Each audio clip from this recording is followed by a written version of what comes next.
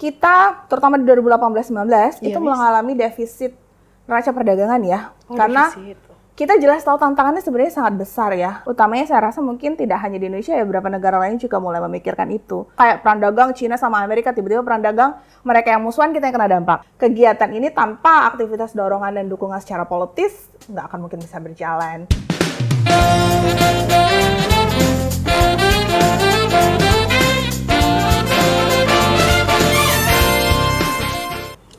Halo penggiat HI, dimanapun kalian berada dan kapanpun kalian menonton podcast ini. Semoga selalu dalam keadaan sehat dan bahagia ya. Baiklah, kembali lagi kita ke Pola HI, podcast Laboratorium Hubungan Internasional FISIP Universitas Sriwijaya. Bersama saya, Linda Septiani Subianto, sapa saja Linda, seorang mahasiswi Ilmu Hubungan Internasional Universitas Sriwijaya. Teman-teman sekalian, penggiat HI, hari ini spesial kita menghadirkan topik tentang diplomasi komersial. Nah, topik yang menarik tentunya akan dibawakan oleh narasumber yang luar biasa. Siapakah dia?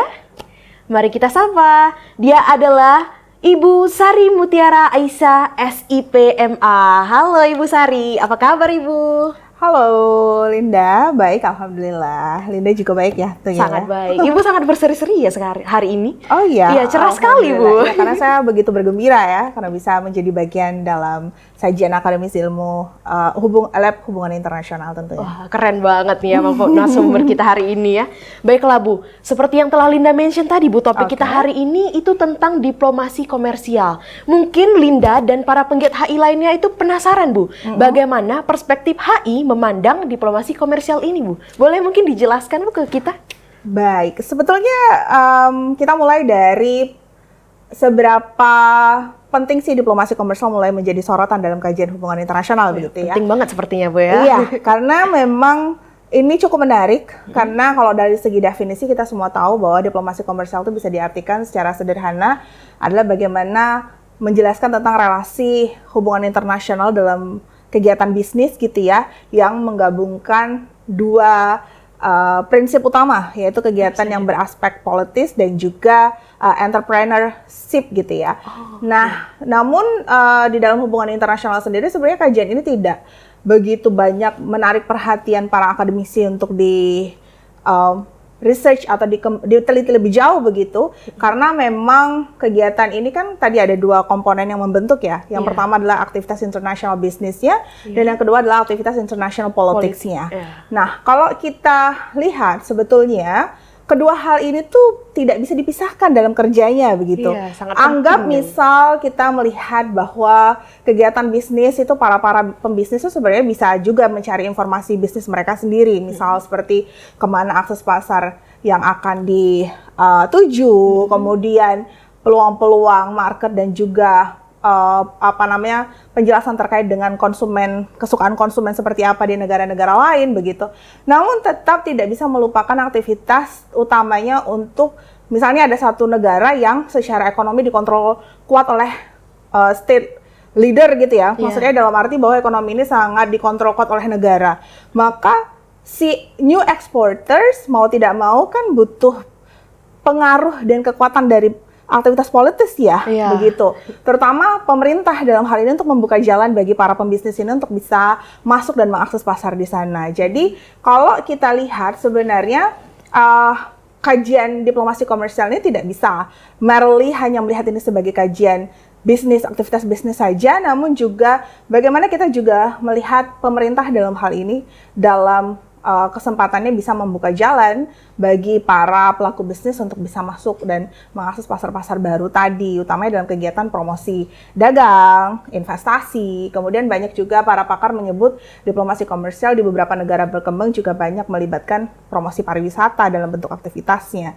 Jadi memang ke depannya tentunya HI tidak boleh menafikan esensi dari aspek komersial sendiri dalam kegiatan diplomasi, karena mau tidak mau kita juga melihat dinamika tatanan ekonomi global yang juga sudah mulai berubah, di mana kita sudah punya rezim perdagangan internasional di bawah WTO, banyak regulasi dan aturan yang mau tidak mau membatasi kedaulatan negara untuk bisa mengatur aktivitas dagangnya, sehingga untuk bisa membuka jalan bagi kemungkinan pengembangan ekonomi adalah dengan cara aktif melakukan kegiatan diplomasi komersial tadi. Jadi jelas meskipun di HI ada International Political Economy sebagai subjek, tapi tidak cukup banyak para pakar tuh yang berusaha menganalisis aktivitas diplomasi komersial karena memang lebih banyak justru kajian international bisnisnya secara keilmuan yang dilakukan secara terpisah gitu sebagai manuver. Padahal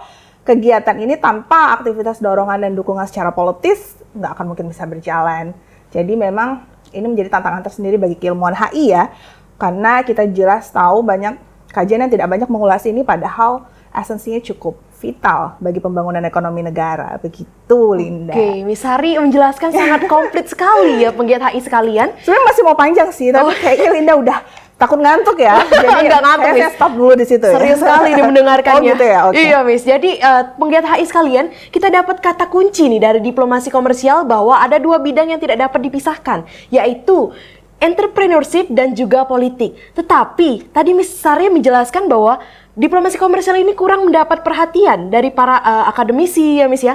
Nah, lalu kita ini makin penasaran nih bagaimana diplomasi komersial itu, Miss, di Indonesia.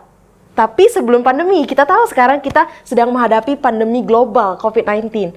Tetapi kita ingin tahu lebih dahulu bagaimana sih diplomasi komersial sebelum pandemi? Boleh, Miss Sari, kita jelaskan lagi, Miss. Oke, sebetulnya Indonesia tuh sudah menaruh perhatian terkait dengan kegiatan ekspor ya, karena kita jelas tahu nggak ada satu negara pun di dunia yang menafikan keberadaan ekspor sebagai elemen terpenting dalam pertumbuhan ekonomi sebuah negara gitu ya. Karena dari ekspor itu kita dapat peluang ekonomi dan pendapatan yang lebih besar gitu untuk negara. Sehingga memang Indonesia sebenarnya sudah menaruh perhatian sejak 1982 tuh kita sudah punya satu instrumen Apa di tuh, Miss? Bawah Kementerian Perdagangan ya, awalnya terbentuk dari gabungan Kementerian Perdagangan sama Kementerian Luar Negeri di tahun 1982, yaitu International Trade Promotion Center. Indonesia, bukan International, ITPC tapi Indonesian Trade Promotion Center ya. Jadi bahwa ini semacam agensi yang kemudian ditempatkan di beberapa negara di luar negeri gitu, yang pada akhirnya tugas dan fungsinya adalah seperti business intelligence. Jadi dia mencari beragam informasi untuk peluang-peluang pembukaan pasar baru, kemudian promosi-promosi ekspor, ya, kemudian advokasi bisnis juga, begitu, yang pada akhirnya dia mengawal gitu beberapa baik eksporter yang sudah advance maupun yang memang baru mau bergabung menjadi eksportir gitu di beberapa negara yang lain. Nah, memang tadi yang saya sebutkan ya, jadi 1982 kita sudah menaruh perhatian cukup besar ke sana. Cuma geliat itu mungkin kita bisa lihat bagaimana dampaknya gitu ya ke neraca perdagangan kita. Jadi sebetulnya kalau kita lihat mungkin 10 tahun terakhir lah ya. Jadi sebelum saya pandemi membanding ya, jadi 10 tahun terakhir itu 5 tahun terakhir lah ya. 5 tahun terakhir itu kan sebelum pandemi itu sebenarnya tidak banyak berubah antara rencana strategis, karena kita jelas tahu diplomasi komersial kalau di Indonesia tuh tata kelolanya gini, tata kelola diplomasi komersial tuh di beberapa negara tuh berbeda-beda, Linda. Oh ya, kalau di Indonesia. Jadi kalau di negara maju, terutama Jepang gitu ya, dan juga kalau Jepang itu memang dia orientasi style organizations of diplomacy, commercial diplomasinya dia lebih ke business oriented. Jadi memang yang banyak dikirim sebagai agent itu adalah pelaku bisnis gitu justru. Jadi profesional bisnis gitu ya. Kalau di Indonesia itu memang yang banyak dikirim pada masanya itu justru para birokrat. Jadi orientasi style organization diplomasi komersial kita tuh lebih ke civil servant. Jadi kayak semua agen bekerja di bawah komando Kementerian Perdagangan. Semua agen bekerja hanya untuk memenuhi apa yang ditargetkan oleh Kementerian Perdagangan dan Presiden. Jadi akhirnya banyak kekakuan di situ yang menjadi sorotan ya dalam pelaksanaannya. Nah, dampak dari neraca perdagangan sendiri gitu misal di Indonesia, karena ini di bawah Kementerian Perdagangan, maka yang saya akan highlight adalah seberapa besar negara menaruh perhatian dalam rencana strategisnya ya. Sebetulnya di daun rencana strategis Kementerian Perdagangan 2015 sampai 2019, kemudian 2020-2024, ini masa pandemi ya, saya gabungin aja langsung ya. Iya, oke, boleh. Tidak banyak menaruh banyak perubahan karena pada dasarnya yang harapkan kita semua tahu bahwa di 2015 sampai 2019 sebelum pandemi, kita terutama di 2018-19 itu mengalami defisit neraca perdagangan ya. Karena kita jelas tahu tantangannya sebenarnya sangat besar ya. Sebelum pandemi, kita menghadapi yang namanya perang dagang antara Amerika sama Cina nih. Ya kan? Otomatis turun semua permintaan komoditas real yang ada di luar pasar Indonesia gitu ya. Dan otomatis memang itu mempengaruhi ekspor non migas yang tadinya sangat digaung-gaungkan secara rencana strategis untuk menjadi motor penggerak ekonomi Indonesia gitu ya. Namun ternyata pada perjalanannya 2018-19 itu tidak memenuhi target rencana strategis tadi yang ditargetkan bisa tumbuh 30%, namun tetap defisit. Tapi kita ngelihat faktornya memang karena tadi melemahnya ekonomi dunia akibat perang dagang 2018, kemudian 2019 juga sama, tidak juga cenderung membaik proses itu, sehingga belum lagi kita begitu amat bergantung sama ekspor bahan mentah berbasis sumber daya alam yang tidak bertambah nilainya, sehingga lebih banyak impor-impor justru yang mewarnai dalam aktivitas dagang Indonesia, dan itu cukup apa ya, saya lihat sebetulnya cukup miris ya, karena pada akhirnya kalau kita ngelihat sebetulnya secara neraca perdagangan memang kita sudah mengalami kontraksi sejak 2018 akibat itu ditambah pandemi, gitu ya. Pandemi jelas bertubi-tubi ya. Iya, 2018 belum selesai kita mencoba menyesuaikan diri dengan kontraksi yang terjadi akibat perang dagang tadi. 19 juga kita masih berusaha untuk memulihkan proses itu gitu, dan 2020 pandemi datang. Ditambah lagi masalah. Ditambah lagi, dan ini menjadi tantangan tersendiri tentunya untuk pelaksanaan diplomasi komersial kita. Nah, kaitannya sama diplomasi komersial, sebetulnya bahkan dari tahun 2015 negara tuh sudah 2015 sampai 2019 ya, negara tuh sudah mulai, terutama 2018 nih, titik balik negara, semua negara menurut saya, titik balik negara untuk mereview kembali penetapan pasar dagangnya, terutama kayak kita nih sekarang kan begitu bergantung sama negara-negara yang kita sebut ada pembagian pasar tradisional dan pasar non-tradisional.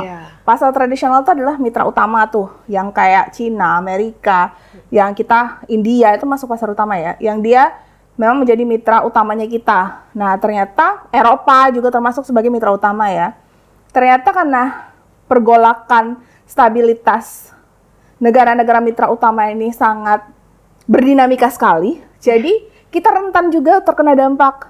Misal kayak perang dagang Cina sama Amerika, tiba-tiba perang dagang mereka yang musuhan, kita yang kena dampak. Ngerti nggak? Jadi maksudnya kemudian negara mulai, wah ini kayaknya kita harus mereview kembali nih, kita nggak bisa bergantung sama pasar-pasar tradisional ini gitu. Kalau mereka kolaps, kita ikut kolaps begitu ya. Maka akhirnya sebetulnya Indonesia mulai memfokuskan untuk menyasar pasar-pasar non-tradisional seperti Afrika Selatan, Bangladesh gitu ya, Sri Lanka, kemudian beberapa negara-negara non-tradisional lainnya lah ya, yang kemudian Arab juga masuk ke sana, kemudian mulai jadi prioritas yang untuk didekati nih sama aktivitas diplomasi komersial tadi, karena tadi ya 3 aktivitas ya diplomasi komersial, yaitu perdagangan, promosi dagang, investasi, dan promosi pariwisata nih. Nah, kalau kita ngelihat secara angka sebenarnya di rencana strategis 2020-2024 secara evaluasi, Kementerian Perdagangan menyatakan bahwa sekalipun para kontribusi dari transaksi dagang ke pasar non-tradisional ini tidak memiliki dampak secara besar gitu ya terhadap neraca akhir perdagangan Indonesia, namun ada tren positif setiap tahunnya. Di mana ada peningkatan transaksi tiap tahun di beberapa negara-negara non-tradisional ini. Jadi, makanya kemudian arah ke depannya sebetulnya ini bisa menjadi peluang yang baik untuk kita, Indonesia mulai tetap memperbaiki hubungan dagang dengan negara utama, tapi juga harus melakukan perluasan pasar ekspor ke beberapa non-tradisional lainnya, begitu. Karena kita jelas tahu kan, supaya terutama di 2020 apalagi saat sudah pandemi, si COVID kan muncul di Cina tuh. Wah, itu sentralisasi GVC Global Value Chains kan semua terpusat di Cina. Jadi saat Cina kolaps, semua negara akhirnya mulai memikirkan lagi, wah jangan semua hub perdagangan di assembling di Cina. Cina kolaps, negara yang lain jadi kerem juga nih proses ekonominya. Jadi akhirnya pandemi ini menjadi titik balik sebetulnya bagi semua negara untuk mulai berbenah dan mengevaluasi arah kebijakan. Utamanya saya rasa mungkin tidak hanya di Indonesia ya, beberapa negara lain juga mulai memikirkan itu untuk melihat dampaknya. Tadi kamu bilang gimana dampaknya secara pandemi, jelas ada dampak secara ekonomi, turun semua neraca perdagangan kita gitu. Sampai minus 1,5 ya pada waktu itu. Oke, Miss Hari menjelaskan sangat jelas, sangat lengkap juga ya pengingat HI sekalian.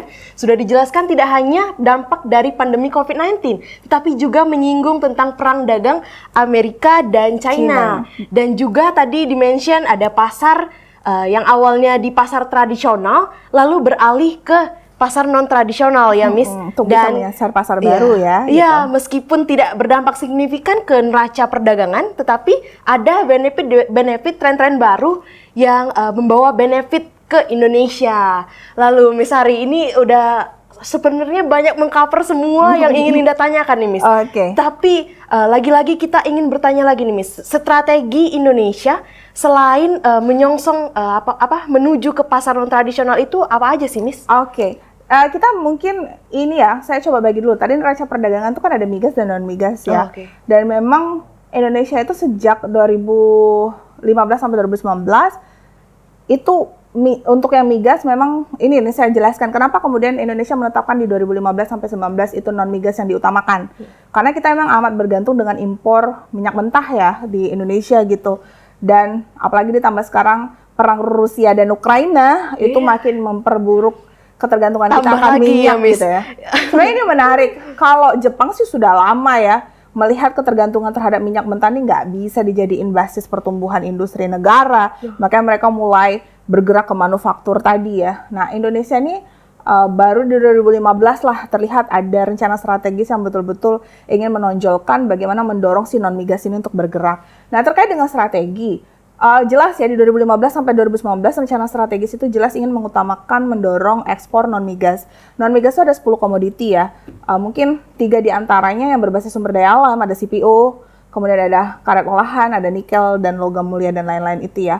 Nah, sebetulnya kalau kita ngomongin tentang strategi, ada satu tulisan lah gitu ya yang menyebutkan tantangan ke depannya itu sebetulnya ada faktor internal dan eksternal. Kalau kita ngomongin strategi itu Indonesia harus kuat secara regulasi tentunya, penguatan. Jadi kalau kita lihat visi misi Kementerian Perdagangan, penguatan perdagangan dalam negeri dan penguatan perdagangan luar negeri. Jadi dalam arti kalau kita ingin punya martabat dalam diplomasi komersial, karena diplomasi komersial ini kan berkaitan dengan kesiapan kita untuk mencitrakan negara kita ramah terhadap investor gitu ya. Ramah terhadap investor itu ya pastikan infrastrukturnya baik, secara internal kemudian pastikan regulasinya tidak berbelit-belit, pastikan kecakapan SDM di dalamnya juga cukup bisa menunjang kinerja dari perusahaan yang nantinya bakal berinvestasi begitu ya. Nah, eksternal itu berkaitan dengan tadi kesiapan industri di dalamnya juga sebagai penyokong